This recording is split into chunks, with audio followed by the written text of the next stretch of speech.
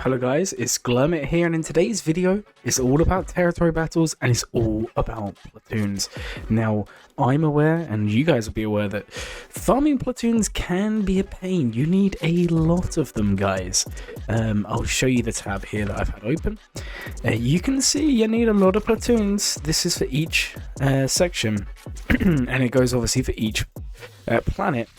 And it's going to start at Relic 5 and it's going to go up to Relic 9. I'm not going to be advising on any of the Relic 5 or Relic 6 characters to prioritize, because I don't think that's where the investment really is.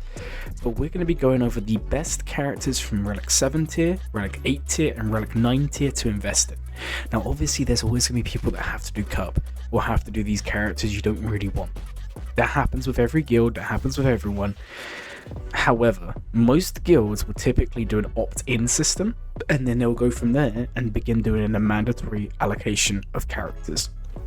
So if you are in a guild that does have the opt-in system first, these are the characters, guys, you need to be going for straight away, because you have a choice. And don't leave it too long and let someone else get in there first, and don't leave it too long and let your guild officers start mandating who does what.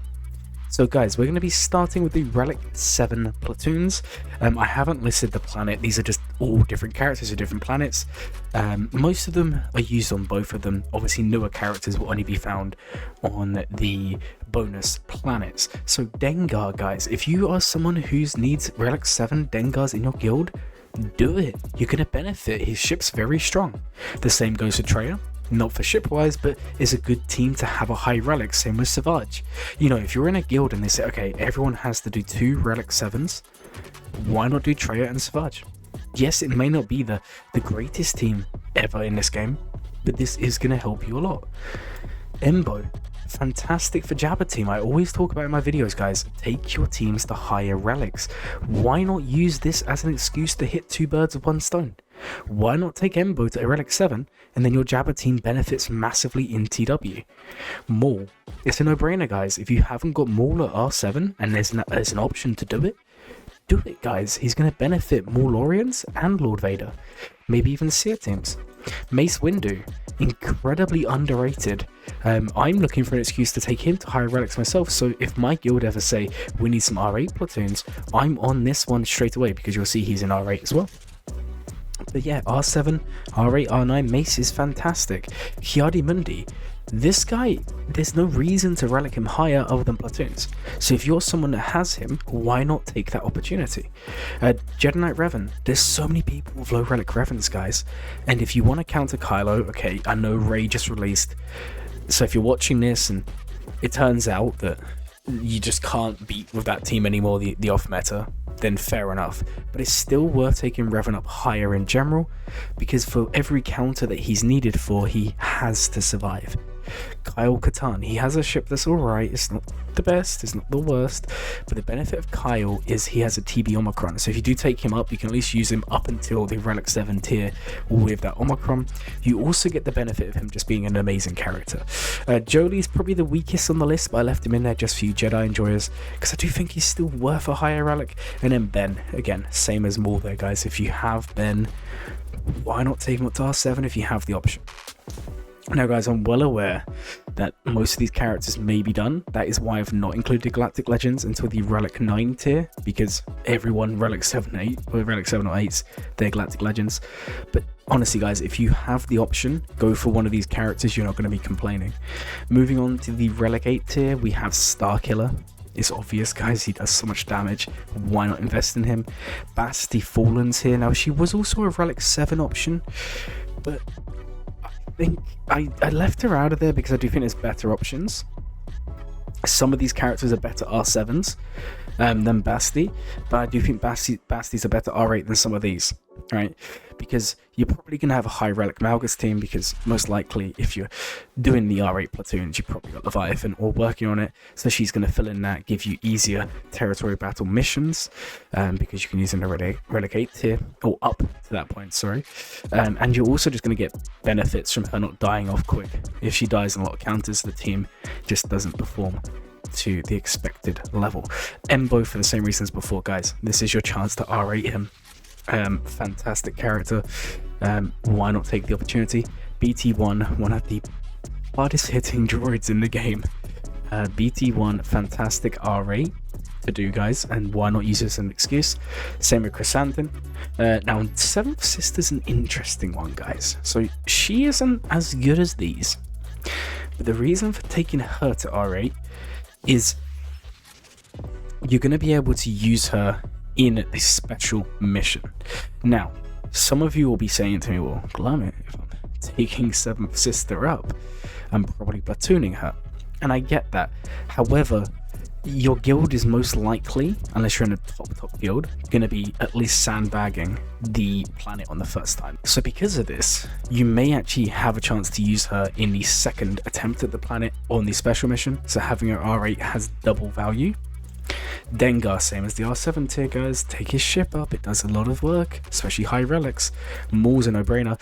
Iden, this is a really interesting one, and another one that I may actually take advantage of. Guys, Iden at R8 is way more consistent as a ship counter to profundity than Relic 3, 4, 5, 6, or 7, because you gain a massive boost to evasion chance on the ship. We've spoken about this before. If you've seen Arnold's videos, you'll know what I'm talking about. Guys, I really do recommend Iden, so why not use it as an opportunity to relic her up? Cad Bane. Now this one is interesting because if you're someone that still wants Cad Bane faster than your Razor Crest, then Cad Bane to relicate would be great because he's still going to outspeed your Beskar Mando at R7. Then Dr. Aphra, why not take him up? They're a decent high relic. This is your opportunity. Ben Solo, no-brainer. Zauber and Vet Chewie. Now guys, I did both of these for platoons, and I can talk from experience, if you are a Wookiee enjoyer, that's the only reason you would ever do these, then these are good platoon options, because that opens up so many counters. They do so much damage in Grand Arena and Territory War. They do require the higher relics, and I know this is kind of mid-tier, but for those of you who do like Wookiees, here's your opportunity to invest. Then we have Ki-Adi-Mundi. Again guys, having high relics is lovely. Drogon, why not go for Drogon, guys? Drogon in a layer team at R8 is going to be hitting so hard. Use this as your opportunity, guys. These characters here are all on the bonus planet. Then we have Darth Bane. This is your opportunity, guys. Get Darth Bane up to R8, and Quebec is the last there. Now, the Relic 9 tier is the longest because we do include Galactic Legends. So we have Lord Vader, Sith Eternal. It's a no-brainer, guys. Take them up to R9. You should be doing this anyway, but you can use your platoons as a reason to do so. Now, I understand if you're in a really big guild, it's probably already been done. But if not, there you go, guys. Royal Guard, R9, he makes a massive difference to Lord Vader. Yeah, if he's well modded and he's R9, you can struggle to get through him, especially with correct data crunch as well. Chrysanthemum, again, taking him to R9 is a benefit for every game mode, so why not do it? Kylo Ren Unmasked, his ship's pretty good. I know it's not used as much now as it was a few years ago, but he's still a really solid tank that you can use in a lot of places. You can use him with Kylo, you can use him with C as a pre-taunt if need be, you can use him obviously with Seer. I love this guy, and he is definitely worth a high relic. More, why not take him up? I mean, guys, if you have to do 3 R9s for your platoons and say none of them have been picked, you could say Lord Vader, Royal Guard, more. You've basically taken half the team to R9. Now, I understand again, guys, that some of these will already be done. Maybe you will just have to do one of the lesser ones. But the whole point of this video is you're going to watch this, and hopefully when the time comes that your guild allocates or asks for you to opt in to take up some characters for platoons, you're going to know exactly what character to jump in on, because the sooner you say you're going to do it, there's no chance of someone else taking that one instead. Grand Inquisitor, he's just a decent high relic. He has a nice ship. I put him in here. Old Dak is probably one of the weaker ones here, but if you're a Night Sister enjoyer, it can make some counters easier. So I do rate Old Dakka. Darth Malgus, he has a ship, and he is, despite my belief that he isn't the best conquest character in the game, I actually think he's one of the weaker ones at the moment.